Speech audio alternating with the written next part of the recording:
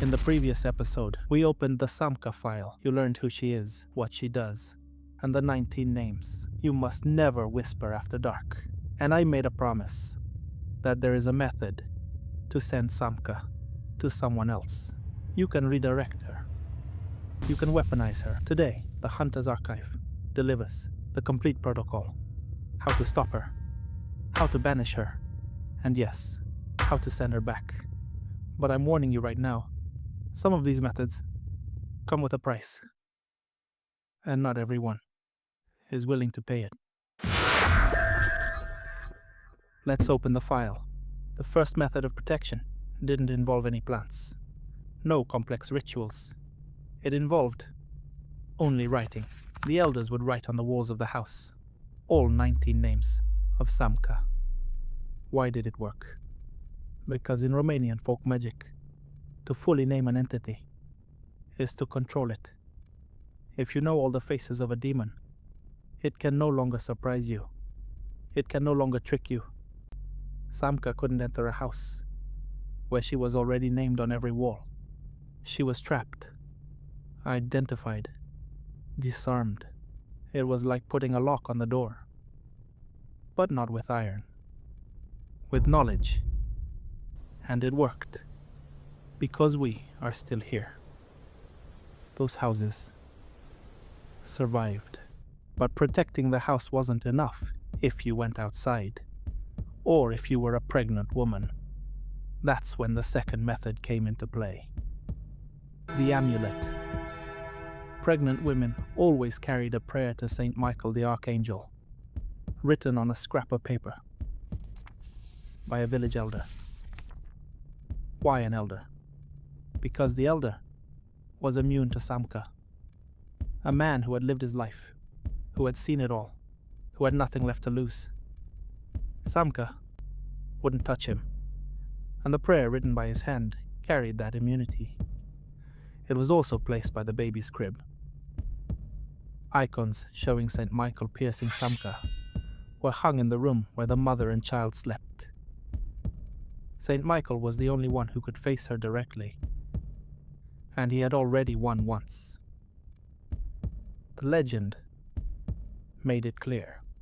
But there is a healing method that very few know about today. A plant, the blue sea holly, known in folklore as Samca or Samcutia. Women skilled in incantations would prepare a bath from this plant, and in it, they bathed the children cursed by Samca. Think about that for a second. The plant that cures the Samca illness carries the very name of Samca. In Romanian folk magic, the evil and its cure always grow next to each other, as if nature itself placed the antidote right beside the poison. If the bath wasn't enough, the skilled women prepared a complex mixture: animal fat and herbs, garlic, lovage, frankincense, which they boiled and surrounded the sick with its steam. Precise protocols tested over generations. And now, we reach the method I promised. The one with a price. In the ancient spells, there is a precise instruction. If you write the incantation against Samca, you force her to go to the one who wrote it. Meaning, if someone casts a protection spell for you, Samca goes to that person instead of you. That is why only the elders wrote these spells. They sacrificed their peace to protect the mother and child. Samca would go to the elder, but she wouldn't harm him. She would only make him grind his teeth in his sleep. The elder accepted this. He paid the price, and the mother and child were safe. How many people today would accept paying such a price for someone else? Now, the Samca file is complete. The 19 names on the walls, the first line of defense, the Saint Michael amulet, personal protection, the Samcutia bath, the cure, and the elder's incantation, the ultimate sacrifice. 4 methods, all documented, all tested. These are the kind of forgotten protocols that I have fully declassified in the archives manual, for those who want to know them perfectly. In a world without doctors, without hospitals, without antibiotics, these were the weapons Romanians used to protect their most vulnerable. Real or not, they worked, because entire generations survived using them.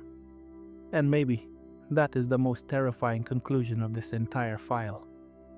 Not that Samca exists, but that your ancestors were so absolutely certain she did, that they built an entire system to stop her. What do you think? Was Samca a real demon? Or just the ancestral fear of death, dressed up as a story? Leave your files in the comments. Don't forget to follow for the upcoming cases. The Hunter's Archive remains open.